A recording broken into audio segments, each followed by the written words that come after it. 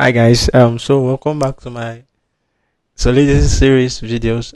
So on this video, I'm actually going to be talking about error handling in Solidity. Without wasting much of your time, let's get started. So in Solidity, we have three kind of ways you can actually handle errors specifically. Now, I'll actually be talking about them, and as well, we'll be practicalizing on how you can actually utilize or use it in your Solidity smart contract development or blockchain development. So, first of all, we have require. Now, require is actually being used to validate inputs and conditions before executions. More like it is the most common way to handle errors in Solidity, and it actually allows optional descriptions. Probably, let's say when you actually want to define the error, you can actually put in string message in order to output a set of messages using the string pattern. You understand? So this is for the require aspect. So at the same time, we have the reverse error handling pattern, which basically is being used in Solidity as well, but it's actually similar to require basically, but it has a typical difference whereby it's actually being used with if statements for more complex logic, more like you understand probably when you want to make or do a custom error message, you can actually use it basically in order to save more gas at the same time. Now, the last basically is assert. So, assert is actually a reversed or reserved internal error that actually check for conditions that should never be forced under normal operations. Now, these three error handlers are actually important. They play a big role in Solidity when actually trying to, they are more like try and catch when it comes to Solidity. You understand? So on various other programming languages like JavaScript, we have try and catch error. You understand? And as well, this is also a error handling pattern which is being used in Solidity. So let's practicalize what we are trying to say specifically and see how they actually really works. Practical. Now, first of all, let's actually create a function for. Now, I just simplified an MIT Solidity identifier that's licensed MIT and Pragma version. That's my version declaration. Let's actually create the contract body. Okay, so I just created the function body. Now the contract body. Now let's first of all create and require error handler. Now let's create a function. Basically, this function I will actually create a simple function that actually imputes kind of I will actually create a function that actually imputes a number basically on a specific range if the number we impute when we deploy is not within the specific range we assigned, then it should actually display something that shows that it does not work, which is it should revert. But if it's within the range, you should actually go further and execute the instructions more like. So let's say function. So now in this function, basically we take an input and our input, let's actually give it uint probably underscore input number. Input number. Now let's actually say public. Now this function would actually be pure function basically because it's actually not reading or writing to the blockchain. So would actually make it pure function. So we say pure returns. Now on this return statement, now what we want to return here basically would actually give it, and what we want to return is just a string basically. So we would actually say string memory. So now the next thing we want to do is to create a set of instructions which is what we want it to execute. Basically, this is where we would actually impute it.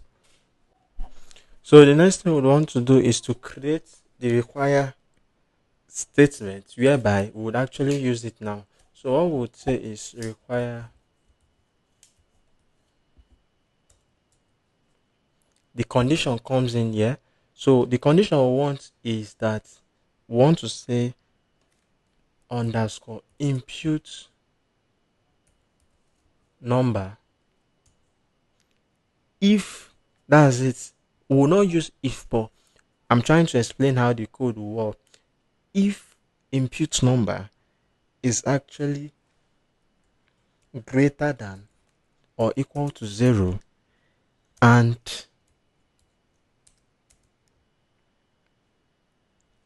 underscore impute number is less than or equal to 255, then we actually give this set of code, which is to say invalid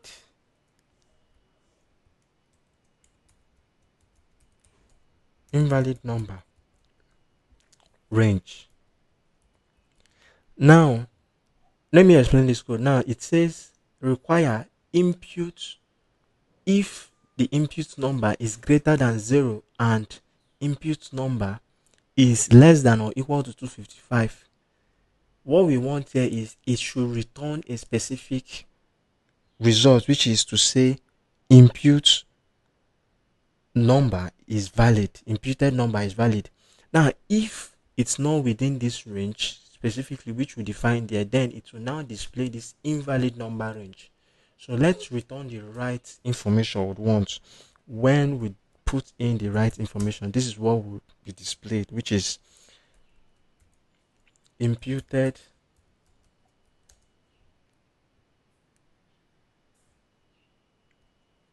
valid number range.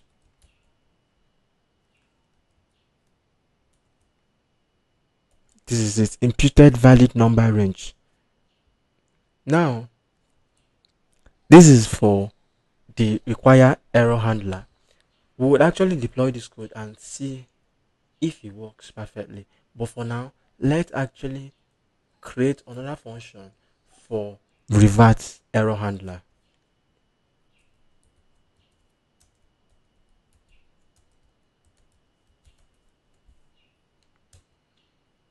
Now on this function, we just want to actually perform a specific task. Like I said, revert functions basically what is being used for. It's actually similar to require, but it's actually typically used like an if statement for more complex logic. So what we will say right now is to create a function first, and let's say we want to sum number instead. Sum number as summing two numbers. Now we would actually put in two parameters, which is probably, let's say, u int underscore num1,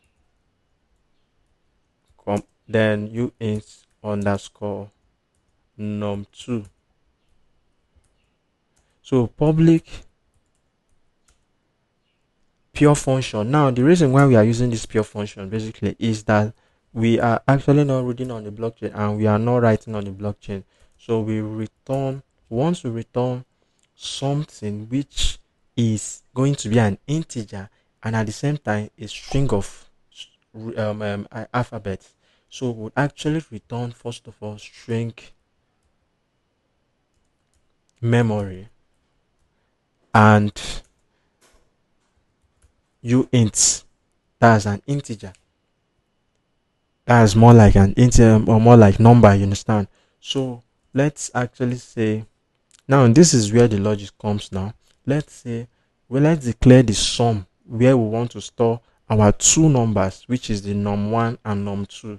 Let's say uint sum equal to u underscore num1 plus underscore num2. Now this is where we would actually say sum if within the range we want, which is to say if sum is less than 0, if sum is less than 0, or if sum is less than 0, or sum is greater than 255, then this should happen. Now we say revert. We give in what we want to revert, the set of message we want to say. Now this condition, let's say else first so that you understand it perfectly. Else, then let's return the right information before. Now simply this set of instructions simply says if sum is less than 0 or sum is greater than 255, which now we say it should now revert out of range. Now but if sum now is greater than 0 and or sum is actually greater than 255, basically we should actually return correct range input. Now lastly, let's actually create the assert error handler. Let's actually give a simple example which we would use before compiling and deploying and see how all of them work. So let's just say we want to create an insert function which it should actually be like this. Let's say function. So I just created a function for the insertion. Let's just create two state variables. So I just created two state variables. One is actually saying total supply initialized to 0, and the other one is a constant variable which is actually 100 initialized to 100. Now let's continue and let's actually give a logic inside here. Okay, so let's define some logic right now. Just simple logic whereby we would actually say require. Let's actually use require inside and bring in insert as well. So require to create a condition. So let's say if this underscore amount, which will actually inserted in the parameter, is greater than 0, then it should actually execute a particular distance. But if it's actually not greater than 0, amount must actually be reverted. That is to say, if this thing is greater than 0, then it will execute the next set of statements, basically, which will actually say it's actually correct. But if it does not, or if it is not up to 0, more than 0, if it is not up more than 0, it will actually revert, basically. So let's say amount, this is the error it will display if it is not more than 0.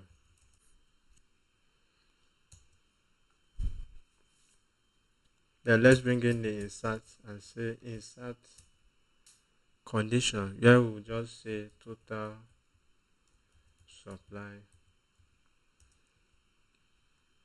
if it is less than or equal to max supply. Basically, shouldn't just do anything, just we just want it to bring in the values for us. When we click it, it should give us the initialized values. Basically, we don't want it to be logical, so just a simple one. Yeah, so let's compare and see what we've written for the 3 error handling. So let's deploy now. It has complied successfully. So deployed right now. Let's actually see it. Okay, so the first function let's actually go on top.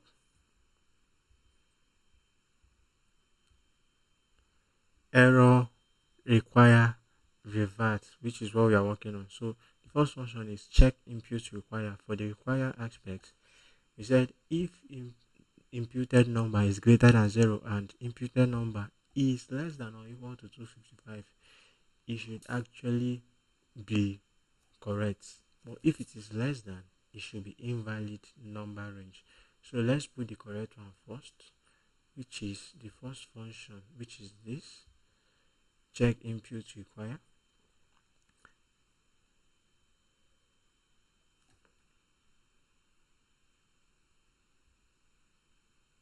So let's actually put the input require. Let's say it is 44. It is actually greater than 0 and it's within 255. It should be correct. So the transaction should go through. Transaction went through and it said input valid number range valid.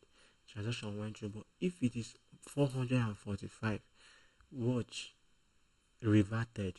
Reason provided that contract invalid number range, which is this. So this is how this one works. Let's actually now go to the revert error handler.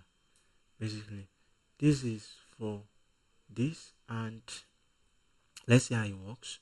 The revert error handler, which is sum two numbers. Now it says if the sum is less than 0 and or the sum is greater than 255, then it should be false, like it should give us error. That's what it means, which is the revert out of range. Then if it is not within this sum less than 0 or greater than 255, it should actually say correct range. So let's see it and see how it works. Let's actually put in two numbers. 4 plus 4, it should be 9, sorry. 4 plus 5, it should be correct because it is within the range 9 and transaction 1 3. But if it is, let's say 500 and something, let's actually put in it, and this will be reverted. If this is to say reason, this is a reversion, says reason for a revert because number is transaction reverted. Reason for because number is too much. This is it. Said reverted. The transaction has been reverted to initial state out of range. So this is how it works as well. So for the last one, which is the insert function, let's actually click on it and see how it works as well. Check. So when we actually click number that is, if we put number that is actually greater than 0, let's say 1, you should actually go through transaction. But if it is below, let's say 0, it should be reverted basically because it is actually not correct. Now basically this insert, now we used it here. Now let's actually see how it works basically, which is let's click the revert aspect, which is for this function, which is check amount feature, that if it is actually greater than 0. Now we actually declared a public variable which is total supply. Let's actually click it and just get the value 0, and that's what we initialized. And for the other one, total supply should be 100. That's what we imputed as well. So transaction 1 2. So we just used insert in a simple logic, nothing much, nothing to do, just to return the values for us.